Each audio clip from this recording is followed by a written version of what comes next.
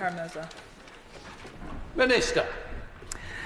Thank you, Mr. Speaker. I am most grateful to my honourable friend for raising this urgent question. I share her concerns about the case of Vladimir Kara-Murza, a Russian opposition politician, journalist and activist and British national who has today been sentenced on clearly politically motivated charges and faces 25 years in prison. His detention is yet another example of Russia's efforts to shut down dissent over the war in Ukraine and silence opposition voices. I firstly, Mr. Speaker, want to pay tribute to Mr. Kara-Murza, a champion for human rights who has shown immense courage in speaking out against the aggression of the Russian state. I also want to recognise his wife, Evgenia, and commend her on her tireless efforts to promote her husband's cause. Mr. Kara-Murza has, on numerous occasions, both in Russia and abroad, set out the facts of Russia's military actions in Ukraine, an invasion witnessed by the whole world. He has now been convicted of spreading false information about the Russian armed forces and of participating in the activities of an undesirable organisation. On top of this, he is further convicted of high treason. The charges brought against him are symptomatic of the Russian state's repression and blatant censorship of anyone who dares criticise it. Mr. Kara-Murza is one of over 500 individuals arrested by the Russian authorities for criticising the war in Ukraine. The repression of opposition voices and of those condemning Russia's illegal invasion of Ukraine is a glaring attempt to control discourse on the matter. Her Majesty's government condemned the politically motivated sentencing of Mr. Kara-Murza and of all those who speak out against Russia's invasion of Ukraine. I echo the Foreign Secretary and Minister for Europe in continuing to call for his release. Politically, the UK has been at the forefront of efforts to pressure Russia to release Mr. Kara-Murza. Since his initial arrest in April last year, we have continued to condemn publicly his politically motivated detention and to call for his release.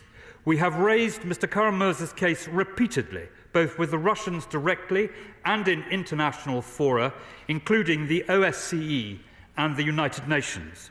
Today, Foreign Office senior officials have summoned the Russian ambassador. They will make it clear that the UK considers Mr. Kara-Murza's detention to be contrary to Russia's international obligations on human rights.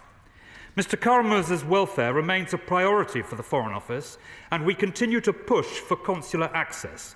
Diplomatic officials at the British Embassy in Moscow have repeatedly attended the court building and, where permitted, the courtroom. His Majesty's ambassador was present at the court today when the verdict was given and delivered a statement to Russian media and spectators. Consular officials remain in contact with Mr. Kara-Murza's family and their lawyer to ensure that our actions remain aligned with his wishes.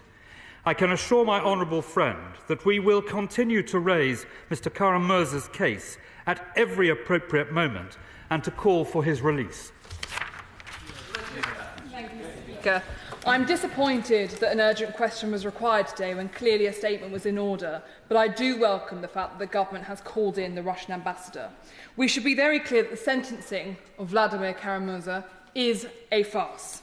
His crime was speaking out against Putin's war crimes in Ukraine, and I do think we should pay homage to his courage in returning to Russia after the renewed illegal invasion to make sure that those who do not support Putin's actions were heard and for him to marshal those efforts against it. It is only 2 weeks since the Foreign Affairs Committee released our report on state hostage-taking entitled Stolen Years. In it, we made very clear that should it come to the fact that a British national is arbitrarily detained and sentenced, thereafter it is vital that the British government speaks as loudly as it can to ensure that these individuals are kept as safe as possible. So my ask today of the government is A, to set out in more detail how are you working to secure his release. You recognise it's arbitrary, we should therefore be working to get him out. Secondly, how are we demanding that he gets the medical care that he deserves? Under Russian law, the condition he has as a result of the 2 failed poisonings against him should mean that he cannot be held in a Russian prison. So under Russian law, we know that he shouldn't be being held. Thirdly, will we sanction the 29 individuals responsible for him being held, not the 2 already sanctioned because of Magnitsky and their efforts to help murder him, but the 29 responsible for Kara-Murza being held? And finally, will he also call for all British nationals to return home? It is not safe anymore to remain in Russia. And finally, Mr. Speaker, just to put on record, this House feels very strongly about the way in which British nationals are having their nationalities weaponised against them. But today, the hearts of this whole House go out to Vladimir and his family, and we hope to see the government show the same commitment that the backbenchers have to get him home. Minister. Well, I thank my honourable friend very much for the trenchant way she has spoken on behalf of the whole House, and the government agrees with pretty much everything that she has said. This trial, Mr. Speaker, was conducted behind closed doors. No diplomats or observers were allowed in. The defence was not allowed proper time to prepare and were refused permission to examine witnesses. She asks about the action we are taking. The Russian ambassador has been summoned to the Foreign Office and is expected to arrive shortly, where we will be looking specifically at the issue of the healthcare and medicine that is available. As she said, he was poisoned in 2015 and in 2017. We summoned the ambassador also on the 6th of April, and a note verbale has gone out today, our third one, which is seeking consular access. Can I make it very clear to my honourable friend that in the issue of sanctions, we have already sanctioned both the judge and the jailer under the Magnitsky propositions because they were involved in that case. And I have instructed officials to investigate the possibility of sanctioning everyone who was involved in this trial, and we expect within the next week to come forward with a package of further measures in this respect. Shadow Minister Stephen Doherty. Well, thank you, Mr. Speaker.